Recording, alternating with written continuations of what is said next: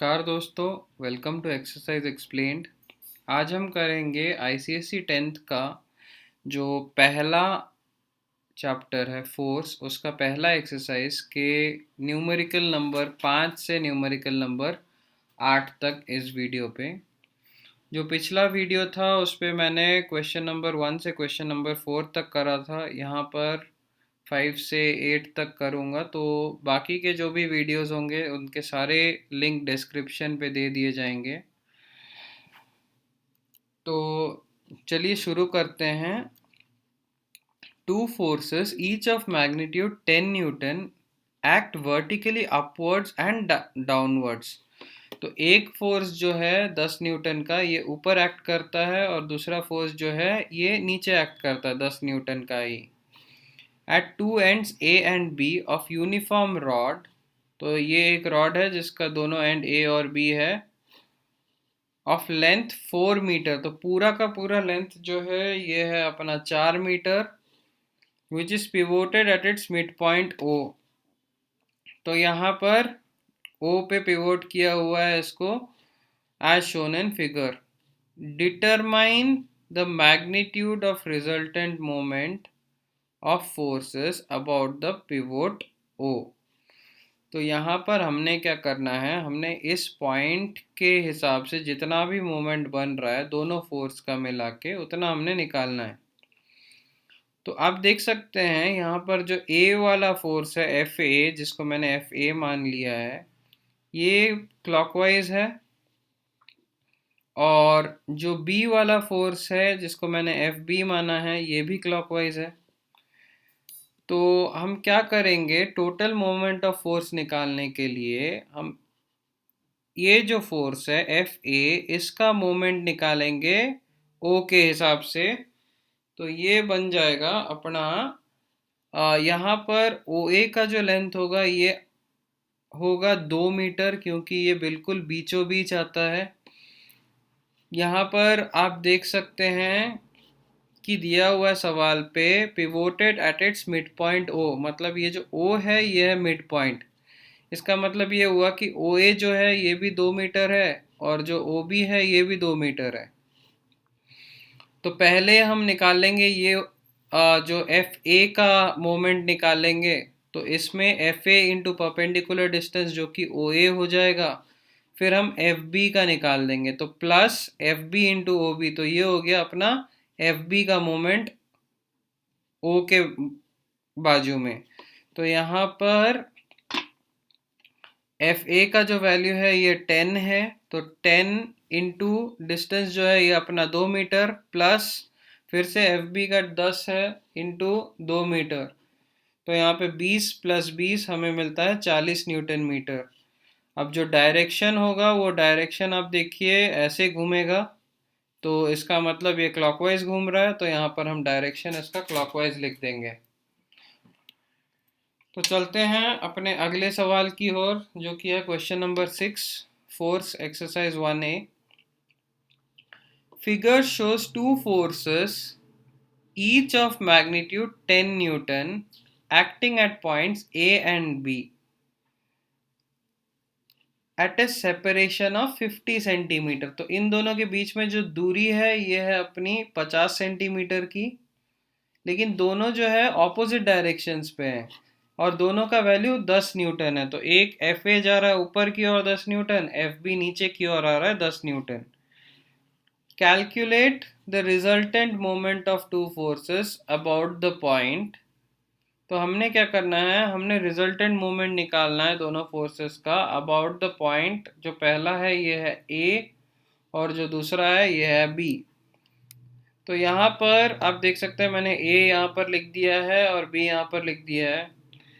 तो जब हम ए का मतलब ए के हिसाब से हम मोमेंट निकालेंगे, तो हमें एक चीज़ याद रखना है, जो भी फोर्स ए से लग रहा हो वो फोर्स हम ज़ीरो डिस्टेंस पे मानते हैं। मतलब एफ ए जो है ये ए से ही शुरू हो रही है, तो अगर ये ए से शुरू हो रही है इसका मतलब ये हो गया जो परपेंडिकुलर डिस्टेंस होता है ये हो जाएगा ज़ीरो, क्योंकि ये तो शुरू ही हो रही है ए से। तो यहाँ पर हम क्या करेंगे, मोमेंट ऑफ फोर्स में फोर्स इंटू परपेंडिकुलर डिस्टेंस मैंने 2 बार करा है, जो पहला है ये हो गया अपना एफ ए के लिए, जो कि ए पॉइंट ए के हिसाब से, और जो दूसरा है ये एफ बी के लिए, ये भी पॉइंट ए के हिसाब से। तो यहाँ पे एफ ए के साथ जो डिस्टेंस होता है ये अपना ज़ीरो हो जाएगा, क्योंकि एफ ए जो है ये ए से ही स्टार्ट हो रही है। तो यहाँ पर हमने डिस्टेंस को ज़ीरो मानना है, याद रखिएगा ये बात। तो यहाँ पर F A into zero plus F B जो कि है ये वाला फोर्स इंटू 0.5। अब 0.5 क्यों आया? यहाँ पे 50 सेंटीमीटर दिया हुआ है, तो आप जैसे ही सेंटीमीटर को मीटर पे कन्वर्ट करेंगे आप डिवाइड बाय 100 करेंगे। तो 50 डिवाइडेड बाय 100 में हमें क्या मिलता है? हमें 0.5 मिलता है। तो एफ बी का जो डिस्टेंस है, जो इस फोर्स का डिस्टेंस है यहाँ पर ए से, तो ये होता है अपना 50 सेंटीमीटर, जो कि 0.5 मीटर ले सकते हैं। तो यहाँ पर मैंने एफ बी इंटू 0.5 लिख लिया। अब एफ ए इंटू ज़ीरो का वैल्यू ज़ीरो होगा, क्योंकि आप किसी भी नंबर को ज़ीरो से मल्टीप्लाई करेंगे तो ये तो ज़ीरो बन जाता है। प्लस एफ बी इंटू 0.5 का हमने क्या करना है? एफ बी का वैल्यू बिठा देना है, जो कि है 10 न्यूटन। सो 10 इंटू 0.5, तो 10 इंटू 0.5 हमें मिल जाता है 5 न्यूटन मीटर। अब यहाँ पर हमें ये मिल जाता है 5 न्यूटन मीटर का। अब देखिए ये किस तरफ घुमा रहा है। अब ये जो एफ बी है ये ए के बाजू से अगर हम जाएंगे तो आप देख सकते हैं ये क्लॉकवाइज घूम रही है। तो यहाँ पर ये एफ बी क्लॉकवाइज घूम रही है, तो हमें यहाँ पर डायरेक्शन जो है क्लॉकवाइज लिख देना है। अब चलते हैं दूसरे पॉइंट की ओर, जो कि है बी। तो एट बी क्या हो जाएगा? एफ बी का वैल्यू जो डिस्टेंस है ये ज़ीरो हो जाएगा, क्योंकि एफ बी जो है ये बी से ही चालू हो रही है। तो यहाँ पर हमने क्या करना है? F A into perpendicular distance, मतलब एफ ए से बी की दूरी कितनी है? तो एफ ए से बी की दूरी होगी फिर से 50 सेंटीमीटर। तो यहाँ पर हमने एफ ए इंटू 0.5 ले लेना है, क्योंकि 50 सेंटीमीटर 0.5 मीटर के बराबर होता है। Plus F B into zero, क्योंकि यहाँ पर जो एफ बी है ये बी से ही निकल रही है, तो परपेंडिकुलर डिस्टेंस ज़ीरो मानते हैं। तो एफ ए इंटू 0.5 हमें क्या मिलेगा? 10 इंटू 0.5, तो 10 इंटू 0.5 हो गया अपना 5 न्यूटन मीटर। यहाँ पर ये एफ बी इंटू ज़ीरो तो ज़ीरो हो जाएगा, तो अपने को फिर से 5 न्यूटन मीटर मिल गई। अब हम देखते हैं इसकी डायरेक्शन क्या होगी। अब आप देखिए ये एफ ए जो है ये ऊपर की ओर जा रही है, तो बी के ओर हम इसको घुमाएंगे तो ये भी क्लॉकवाइज घूम रही है, आप देख सकते हैं। तो यहाँ पर ये भी हो गई अपनी क्लॉकवाइज, तो 5 न्यूटन मीटर क्लॉकवाइज। अब हमने क्या करना है? O situated exactly at the middle of the two forces. तो ए O जो है ये एकदम बीचों बीच में दिया गया है। अगर 50 सेंटीमीटर के बीचों बीच में है, मतलब 50 के आधी दूरी पर है, तो मतलब एफ ए से ये 25 की दूरी पर है, और एफ बी से भी ये 25 की दूरी पर है। अब 25 सेंटीमीटर को हम मीटर में कन्वर्ट करेंगे तो हो जाएगा 0.25। तो हम जब एक ओ के बराबर जब हम मोमेंट निकालेंगे तो फोर्स जो ए का मोमेंट होगा ये एफ ए इंटू ये डिस्टेंस हो जाएगा, मतलब ओ से एफ ए की दूरी हो जाएगी। तो ये हो जाएगी अपनी एफ ए इंटू 0.25, क्योंकि ओ से एफ ए की दूरी आती है अपनी 0.25। और जो ये है एफ बी है, ये एफ बी भी ओ से 0.25 मीटर की दूरी पर है। तो यहाँ पर हम F A into 0.25 plus F B into 0.25 लिखेंगे। अभी हमने क्या करना है? एफ ए का वैल्यू 10 बिठा देना है और एफ बी का वैल्यू भी 10 बिठा देना है। तो 10 इंटू 0.25 प्लस 10 इंटू 0.25, तो 10 इंटू 0.25 हो जाता है 2.5, और फिर से 10 इंटू 0.25 हो जाता है 2.5। तो 2.5 और 2.5 को जोड़ देंगे तो हमें मिलेगा 5 न्यूटन मीटर। अब हम इसका डायरेक्शन देख लेते हैं। ये एफ ए क्लॉकवाइज घुमा रही है और एफ बी जो है ये भी क्लॉकवाइज घुमा रही है, तो दोनों का सम अगर हम करेंगे, दोनों को जोड़ेंगे तो वो भी क्लॉकवाइज ही घुमाएगी। तो ये हो गया अपना 6th क्वेश्चन। चलते हैं 7th क्वेश्चन की ओर। Exercise 1A force. A steering wheel of diameter 0.5 metre. तो गाड़ी की स्टीयरिंग मान लीजिए जिसकी डायमीटर दी हुई है 0.5 मीटर की, इज रोटेटेड एंटी क्लॉकवाइज, तो ये एंटी क्लॉकवाइज घुमाई जा रही है। अब एक स्टीयरिंग जो है वो उसके सेंटर पॉइंट के हिसाब से ही घूमेगी ना, तो यहाँ पे जो पिवोटिंग पॉइंट होगा या जो एक्सल होगा वो एक्सल ओ पे एक्ट करेगा, तो यहाँ पर ये एंटी क्लॉकवाइज घुमाई जा रही है। तो by applying two forces each of magnitude 5 Newton, तो बी पे एक फोर्स लग रही है 5 न्यूटन की जो मैंने एफ बी मान ली है, और ए पे एक फोर्स लग रही है 5 न्यूटन की जो मैंने एफ ए मान ली है। दोनों फोर्सेस आप गौर कीजिएगा कि दोनों फोर्सेस एंटी क्लॉकवाइज डायरेक्शन पे है। Draw a diagram to show the application of forces, तो आप देख सकते हैं मैंने डायग्राम पहले से ही बना दी है ताकि आपको समझ आ जाए बात। And calculate the moment of the forces applied, तो हमने अभी क्या करना है, हमने पूरा का पूरा मोमेंट निकालना है इसका। तो जब हम पूरा का पूरा मोमेंट निकालेंगे हम क्या करेंगे, पहले हम एफ बी की मोमेंट निकालेंगे ओ के हिसाब से और एफ ए की मोमेंट निकालेंगे ओ के हिसाब से। तो हम दोनों मोमेंट्स को जोड़ देंगे। तो इसके लिए हमने क्या करना है, moment of force F A into O A, तो ये एफ ए हो गया अपना force into perpendicular distance O A.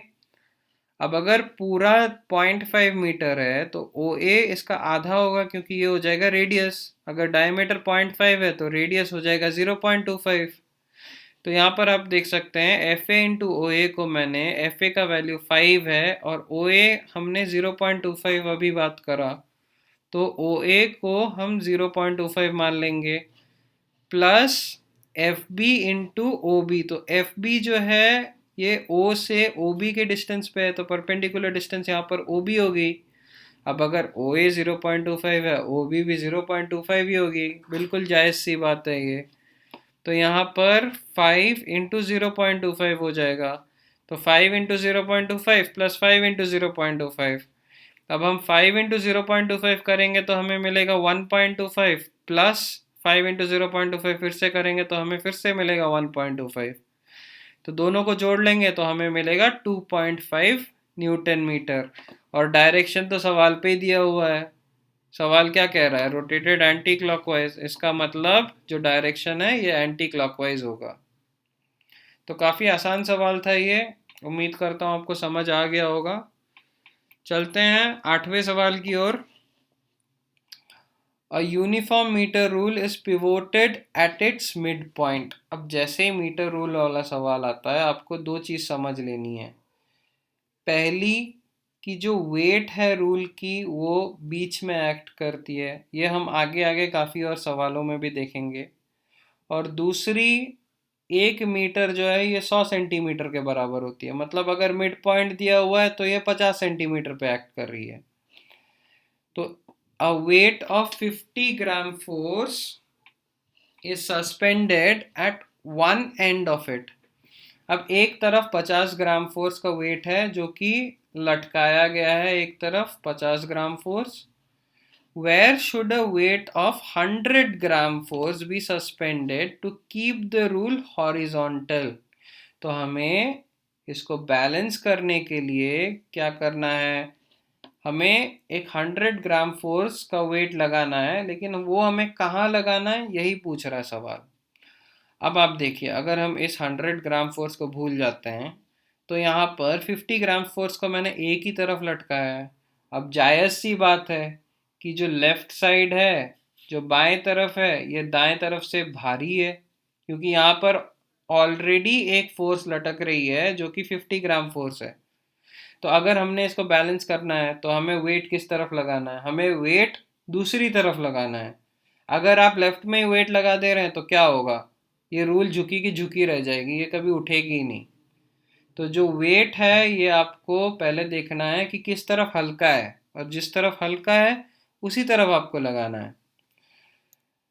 तो अभी आप देख सकते हैं ये जो 50 ग्राम फोर्स है ये 50 सेंटीमीटर की दूरी पर एक्ट करेगा क्योंकि pivoted at its mid point दिया हुआ है यहाँ पे, देखिए सवाल पे।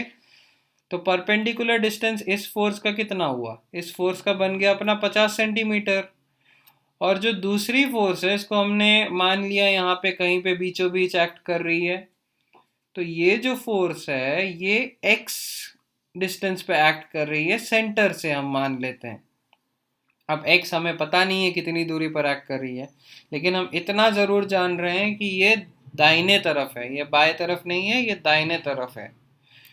तो अभी हम क्या करेंगे, दोनों तरफ के मोमेंट को इक्वेट कर लेंगे। तो जैसे ही हम दोनों तरफ के मोमेंट को इक्वेट करते हैं, moment of 50 gram force is equal to moment of 100 gram force. अब 50 ग्राम फोर्स के लिए फोर्स हो गया 50 ग्राम फोर्स और डिस्टेंस हो गया 50 सेंटीमीटर। तो इसको हम 50 इंटू 50 लिख लेते हैं, is equal to 100 gram force into distance तो हमें पता नहीं है, वही सवाल पूछ रहा है, तो हम इसको x मान लेंगे। तो 100 इंटू एक्स, तो x का वैल्यू क्या हो जाएगा, x का वैल्यू हो जाएगा 50 इंटू 50 डिवाइडेड बाई 100। तो यहाँ पर 0 0 अपना कैंसिल हो जाता है, 5 इंटू 5 हमें मिल जाता है 25 सेंटीमीटर। अब आपने ये ध्यान देना है कि आपको ये सवाल यहीं पे छोड़ के नहीं आना है। इसके बाद आपने लिखना है it should be kept at 25 centimetre from the centre on the other side या फिर ऑन द राइट साइड। तो यहाँ पर मैंने देखिए लिखा है 25 centimetre from the centre on the other side. और अगर आप मीटर रूल को यहाँ पे 0 मानते हैं, ए पे 0 और बी पे 100 मानते हैं, तो ये कितने पे आएगा, 100 आएगा अपना। 50 पे तो फलक्रम है, 50 से हम 25 जोड़ लेंगे तो मतलब 75 पे आएगा। तो ये 100 ग्राम फोर्स 75 सेंटीमीटर पे एक्ट कर रहा है। उम्मीद करता हूँ आपको ये वीडियो पसंद आया होगा, अपने दोस्तों के साथ शेयर ज़रूर कर दीजिएगा। क्वेश्चन नंबर 9 से हम मिलेंगे अगले वीडियो पर। धन्यवाद।